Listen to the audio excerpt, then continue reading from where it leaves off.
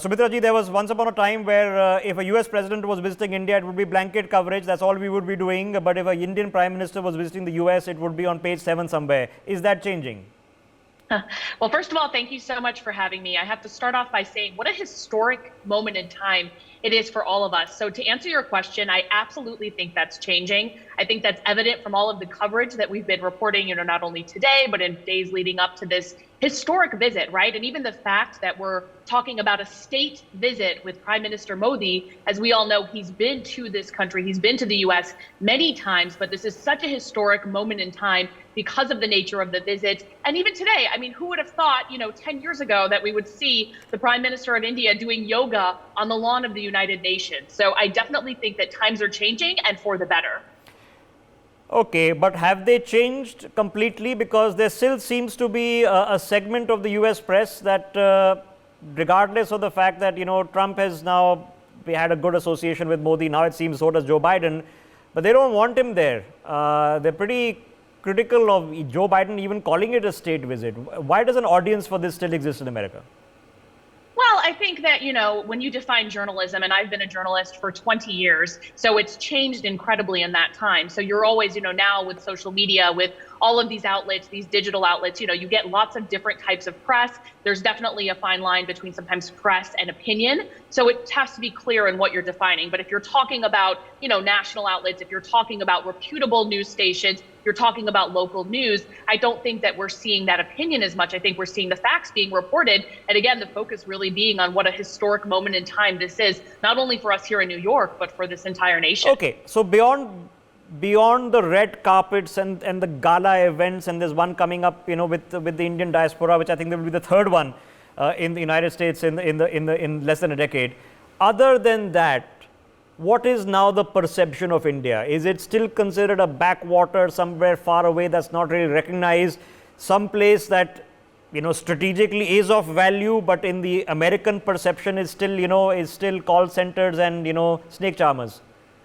Absolutely not. That's a very outdated way of looking at it. As an Indian American who's been in New York now for 10 plus years, I've been in the United States for the greater part of my 40 years of existence, I can tell you that narrative is not there. Here in New York, I can only talk about my personal experience. I have other like-minded friends. We all work in New York. We have good jobs. We have good careers. We really support the local economy. We support local businesses. I'm very proud. I live in Manhattan. I'm very proud to support local Indian businesses. There's a section of town here where I go visit. I make sure, I put in my dollars there. So the perception of India as this faraway country is absolutely outdated and not realistic because there's so many of us, and you mentioned the diaspora event. I'll be attending that in DC this Friday. There's so many of us who have come from India. We're still really proud to call ourselves Indian Americans, but we're also really proud to be here and make a name for ourselves. So I think people do see, how many of us have Sumitra, come here. How bad is the polarization within the Indian diaspora? Because there are many who are not fans of Narendra Modi. We've just seen another Indian politician who's just done a US tour literally last week, and that also had an audience. And there are some still people living in America who have connected roots in India, some even serving in constitutional posts, who are still convinced or are trying to convince the world that India is about to fall apart, that there is about to be communal chaos, that all sorts of no goodness is about to take place in India. Press freedom is worse than Afghanistan, religious freedom doesn't exist, democracy index, we're at the bottom. How does that make sense? It doesn't make sense. And you know what, I will say this. I think, listen, there's always going to be people who have opinions, right? There is a reason there's freedom of the press, there's freedom of opinion. People are always going to be on both sides of any issue, right? We saw this with Trump. I mean, that was probably the most polarizing political situation that we've seen here in the US in any of our, in our existence. So I do think we're always going to see people who are on both sides of the coin. But again, I can only speak from my experience and what I've seen here in New York with people, like-minded people like myself, who are very proud of being Indian, who are very proud of the Indian-US relations and the direction they're heading, with, of course, even Modi, this visit, his, meeting with Elon Musk, with tech leaders. India and the US can really be such great partners when it comes to tech, climate change, all of these important issues that we see over and over. So I think I am very proud, and I think, that is my opinion, and the people are entitled to their opinions, but I don't think that. So what is the perception of Narendra Modi? He's often been seen in the past as a misfit. He's not your Oxford-educated Indian leader. He comes from a underprivileged family in Gujarat. His English is not his forte. How has his perception evolved in the past 9 years? Yeah, I'm glad you bring that up. I think there's this very much what my response to this would be, look at the culture now that we have, right? To your point, maybe 10, 20 years ago, there was this certain pedigree that you needed to have to even be, in the US Senate, in the US, be a US representative. There was this, kind of narcissism that you would see where it would be one family member to another. And now we see people like AOC, right, who come from these backgrounds that are not this traditional political view, right? So I think we're seeing that, and we see that in New York. I mean, I can tell you, even in the time that I've been working 20 years now, I've seen such a shift. There's representation. We're seeing people who look like us, who speak like us, who talk like us. We've never seen that before, right? So I do think that this shift, again, that I keep saying, but it's so important to reiterate that, I think it's here, and I think this cultural movement really supports that. Okay. What do we hope is achieved in this visit? Would you like to see a couple of big deals signed? India has a existing decades-long defense association with the Russians. The second, it seems to be with the French.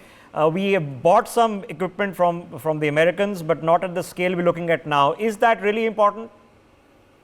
I think it's important just to start having conversations, right? I'm a very practical person. I don't think these things are going to happen overnight. So I'm not going to say I need this and this and this and this to happen in order for this meeting to be successful, for these meetings to be successful. But I do think just continuing in this direction, continuing to see, these type of meetings, these type of visits, I think is a step in the right direction. So I really can't say what I expect of this visit as far as deliverables. I think it really is an ongoing conversation. Okay.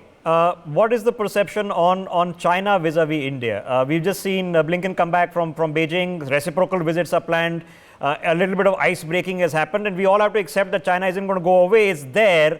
But how do we deal with it?